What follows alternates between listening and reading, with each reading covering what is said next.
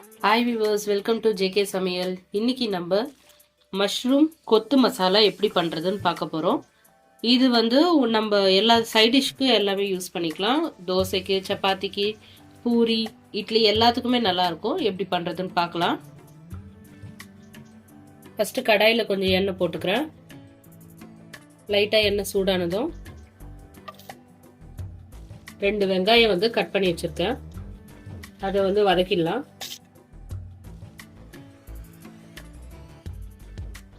கூடவே 2 பச்சை மிளகாய் கீறி வச்சிருக்கேன், இதையும் சேர்த்துங்க. நல்லா கலர் மாறுற அளவுக்கு வதக்கிடலாம். பாருங்க, லைட்டாக கலர் மாறிடுச்சு. அது வரலும் வந்து வெங்காயம் நல்லா வதக்கி எடுத்துங்க. கூட வந்து 3 தக்காளி வந்து கட் பண்ணியிருக்கேன், அதை இதில் ஆட் பண்ணிடுங்க. நல்லா வதக்கிடலாம். பாருங்க, நல்லா வதங்குது.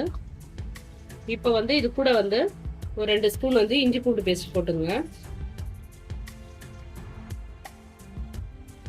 அந்த வாசனை போற அளவுக்கு நல்லா வதக்கிடலாம். இப்போ இது நல்லா மேஷ் ஆனதுக்கு அப்புறம் நான் ஒரு பாக்ஸ்ல இருக்க காளான் வந்து பொடியை கட் பண்ணியிருக்கேன், இது இதோட ஆட் பண்ணிக்கலாம்.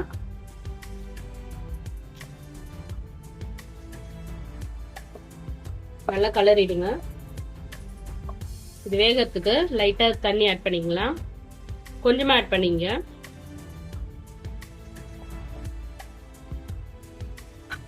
ரெண்டு ஸ்பூன் வந்து மிளகாத்தூள் சேர்த்துறேன். வெறும் மிளகாத்தூள் இல்லை, குழம்பு வைப்போம் இல்லையா, அந்த மிளகாத்தூள். கொஞ்சமா மஞ்சத்தூள், கரம் மசாலா,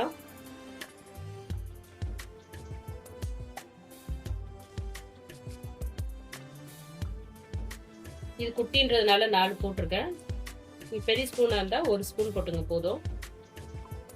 நல்லா மிக்ஸ் பண்ணிங்க. மஷ்ரூம்லேயே நம்மளுக்கு வந்து கொஞ்சம் தண்ணி கிடைக்கும். பாருங்க, நம்ம லைட்டாக தான் தண்ணி கொடுத்தோம், அதுவே எவ்வளோ இருக்கு. நான் தான் கம்மியாக சேர்த்துங்கன்னு சொன்னேன். சால்ட் தேவையான அளவு போட்டுங்க. நல்லா மிக்ஸ் பண்ணிட்டு கொஞ்சம் சிம்ல வச்சுட்டு ஒரு 5 மினிட்ஸ் க்ளோஸ் பண்ணிடலாம். வேகட்டும். மசாலாவும் அந்த மஷ்ரூம்ல நல்லா சேரும். அப்பதான் உப்பு ஒரே இடத்துல நிக்காத அளவுக்கு நல்லா கலரிடுங்க. ஏன்னா நம்ம தண்ணி கம்மியா கொடுத்துருக்கோம் இல்லையா, அதனால ஒரே இடத்துல நின்றக்கூடாது. சிம்ல வச்சுட்டு ஒரு 5 மினிட்ஸ் க்ளோஸ் பண்ணி வச்சிருங்க. 5 மினிட்ஸ் ஆயிடுச்சு. இப்போ நம்ம வந்து ட்ரை ஆயிடுச்சான்னு பார்த்துடலாம். பாருங்க, நம்ம சுவையான மஷ்ரூம் தொக்கு மசாலா ரெடி. இது வந்து எல்லா டிஃபனுக்கும் நம்ம சைட் டிஷ்ஷாக யூஸ் பண்ணிக்கலாம். ரொம்ப சூப்பராக இருக்கும். கடைசியா கொத்தமல்லி கொஞ்சம் ஸ்ப்ரே பண்ணிட்டு சர்வ் பண்ண வேண்டியதுதான்.